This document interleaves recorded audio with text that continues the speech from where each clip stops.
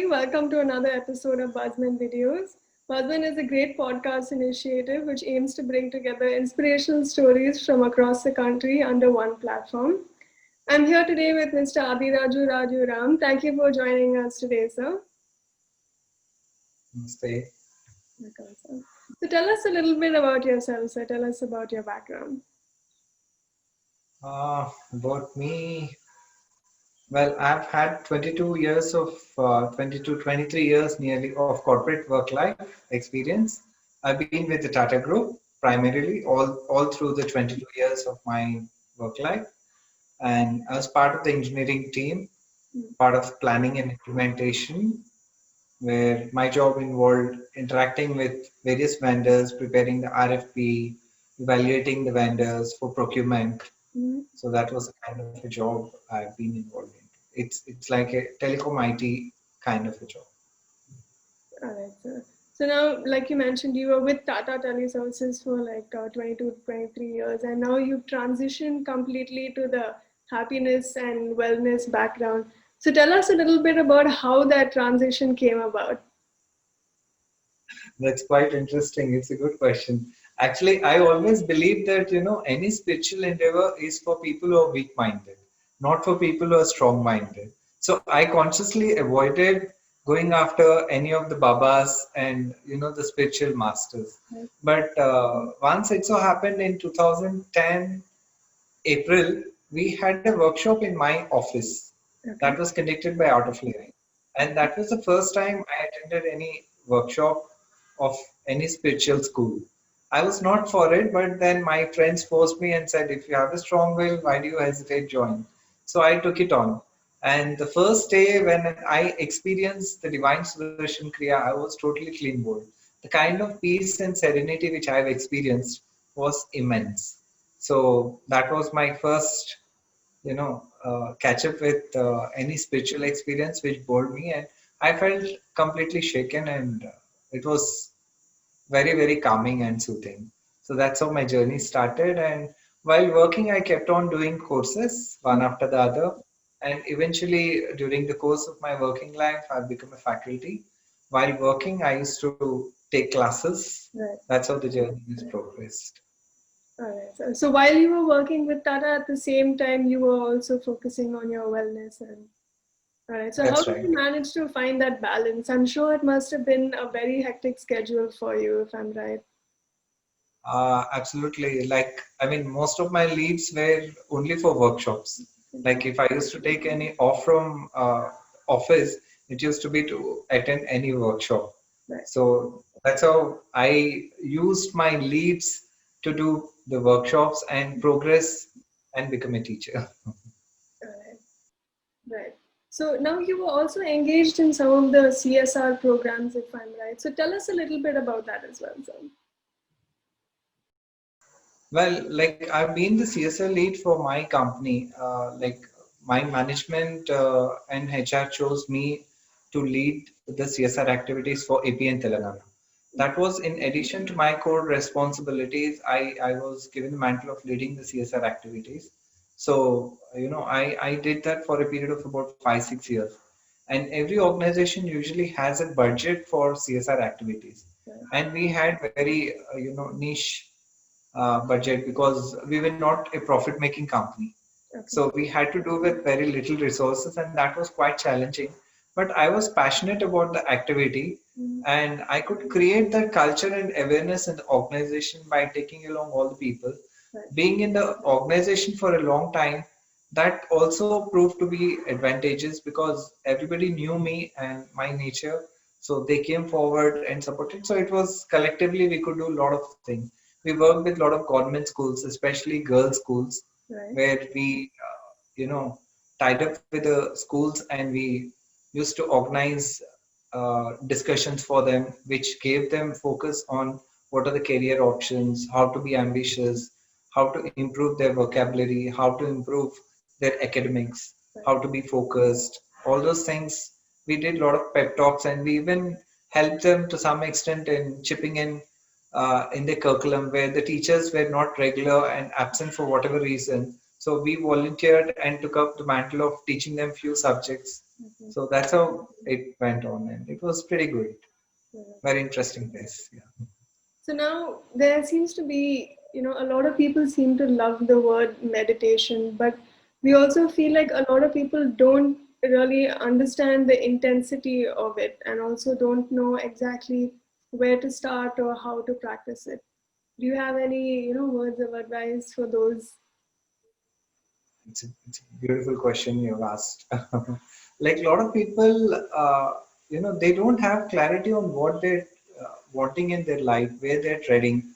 But, everyone wants to be happy or successful, but nobody wants to be happy and successful. Okay, right, Okay. And taking to meditation will help in being happy and successful as well. right, It's like if we go to a crowded place like maybe a Chamina, you'll see a lot of people randomly walking here and there. Right. Now it's quite disturbing if we spend some time in that kind of an area or anywhere in the traffic where the traffic is all the sides going on. right. Right. Our mind also is bombarded with so many thoughts, Mhm. whether we want it or we don't want it. Right. There'll be thoughts of kal kya hoga, how the pandemic will end, Yeah. what will happen if I'm infected, what all the loved ones are responsibility, financial planning. A lot of things keep getting bombarded as I was equating with the traffic and people's movement on the streets. Mhm. Now, taking up meditation will have a calming effect where it makes the thoughts synchronized. Right. Now, if we go to India Gate on a 15th August and watch the army march past, it's the same amount of people, but it's a beautiful sight to watch it Mhm. because people are moving in a synchronized way. So Right. that's what happens from a haphazard thoughts. It gets synchronized, direction of what we're thinking, where we are starting, where we are going. There'll be clarity. Right. And the best way to begin is there is a basic level workshop which Art of Living offers. That's called Happiness Program. And Mhm. online it is being offered currently. It's Okay. called Breath and Meditation Workshop. Okay. Breath and Meditation. It's a 4-day workshop in which we teach certain breathing techniques, pranayam, meditation, and something called Sudarshan Kriya. Mhm. That's the crux of the entire program, Sudarshan Kriya. Okay. And last day, we teach the home practices, how one needs to practice at home and what needs to be done at home. All Mhm. the do's, don'ts will be taught. And thereafter, every week, the participants who graduate are eligible for something called follow up. It's a group practice along with the teacher. So Okay. that available for rest of the life for the participants. All So right. it is in sustainable Okay. So they can support. keep coming back. It's not just one. Sure. Yeah, it's not one-time enrollment where we teach you the things and it's over. Yeah. Like participants come back even 6 months, 1 year later and connect and ask for clarification. So we are more than happy to help. That's quite amazing, actually. I don't think too many people offer that option as well. Now, I have to ask you, what, obviously, apart from the physical requirements and do's and don'ts, what would be, do you think, the main differences between doing yoga and maybe going to the gym? Gym is also good. I mean, no harm in going to gym, but gym works at one level. It's on the physical level. Yeah. When we go to the gym, at least we are getting some physical agility and we become fitter and better. But yoga is much beyond that. It acts on our thinking. Mhm. There are multiple layers of our existence. Right. Okay, like we teach them in the workshop. There are multiple layers of our existence. The physical form is the body, breath, mind, memory, intellect, ego, and the self.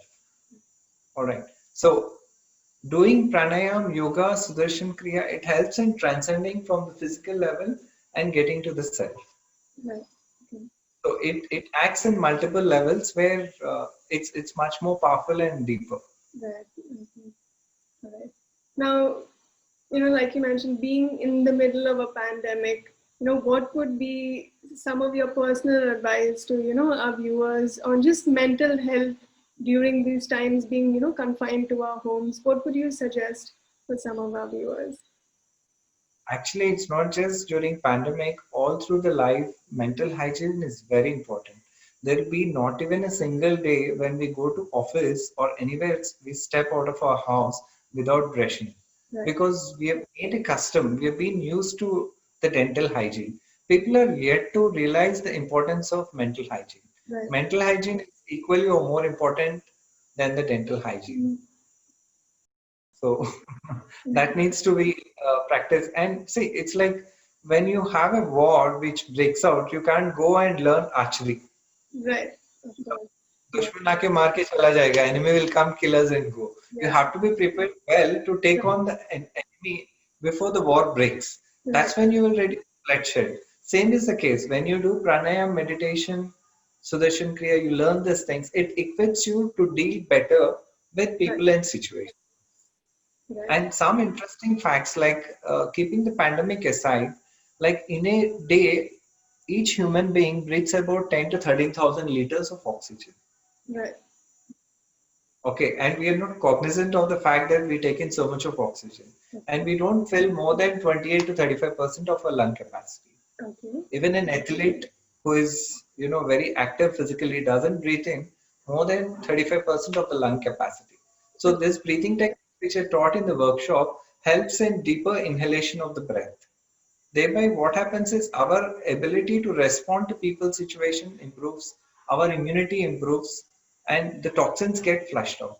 Right. And as per research, about 97 to 99% of the toxins get flushed out through all the rituals. All Mhm. right.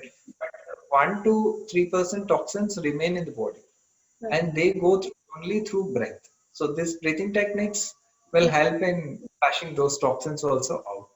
Right. One of the main, I think, maybe you could say difficulties when someone new who's being introduced to yoga and they're trying their first initial meditation by themselves. I think a lot of people have a little bit of difficulty in just being able to sit still for whether it's 5 minutes or 10 minutes or however long it's required. If you could give our viewers maybe just a small tip on just how to crack that initial 5 to 10 minutes of just keeping your mind still. Again, it's a very good question you've asked. I also had this notion that meditation is sitting stiff and idle, like we have the Buddha. That's how it is to sit. But that's a wrong understanding and notion of the fact. Okay. Meditation is the art of letting go. It's not focusing. Right. It's the art of letting go. Okay. And it's like thoughts keep coming and they keep going. It's not clinging on to the thoughts nor avoiding any thoughts. Like you have the sun there, clouds keep coming and going, Good. but the sun is there. Similarly, as the clouds keep passing, the thoughts keep coming and going. Yeah. So we don't need to bother about the thoughts. There is nothing wrong or bad about having any thoughts coming up. So it's just sitting idle with spine erect, observe your breath, and for beginners, there are plenty of guided meditations Mhm. also. Okay. So they help quite easily in getting into meditation practice. Okay. And in addition to the workshops which we offer, if people want to try, an online free meditation before they pay and join somewhere, they can try free guided meditations.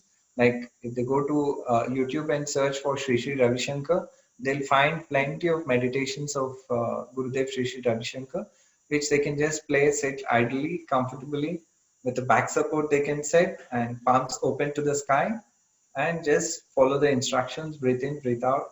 That's it, nothing more. And the palms have to be open to the sky because we receive energy. Okay. All right. Yeah. And there are three interesting facts which help in getting into meditation easily. The first one is I'm no one. Mhm. I'm no one. So dropping all our tags, whatever tags we wear, we are just removing them for a while for the next 10, 20 minutes of meditation that we do. I'm no one. Second, I'm doing nothing. And third, I want nothing. So when we say these three things and sit for meditation, it's like before you start your vehicle, you put your gear in neutral and then you start your vehicle. You don't get a jerk. Yeah. So that's how we can equate these three things too. And it's not that for rest of the life you're saying I don't want anything or I'm no one. Right. It's for the next 10, 20 minutes of meditation that is. Right. All right. So, well, thank you so much for that wonderful insight. We really appreciate you taking some time out and coming to join us on our short podcast. Before we go, is there any final words you have to say to our viewers? Anything you'd like to say? I thank you for the opportunity for talking about the mental hygiene and breath. That's very very important. Every human being breathes in. That's the first act of life and the last act of life. As much as the dental hygiene is important, mental hygiene also is important.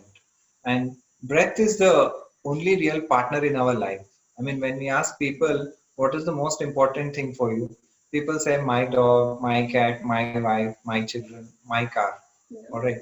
But nobody can live without breath, even for a moment. So, breath is our only and true partner. Rest all come after breath. That's the first act of life and last act of life. So it's important to work on breath, and working on breath helps control the mind. So that's the clue. We keep hearing from everyone in life, don't take stress, isn't it? But nobody has ever told us how not to take stress. And what we teach in workshop is precisely how not to take stress. So dental hygiene is very very important. Same way the mental hygiene also is very important, which needs to be worked upon every day. All right, sir. Well, thank you once again for that wonderful insight, and it's great to have you Pleasure, it's on been the podcast. pleasure talking to you. Thank you, sir. And Welcome. Jai Gurudev. And a big thank you to all our viewers as well for joining us today. Stay tuned for more inspirational stories coming to you from across the country. Thank you for watching, everybody. My name is Roya, signing off from Buzmen Videos. Stay safe, everybody.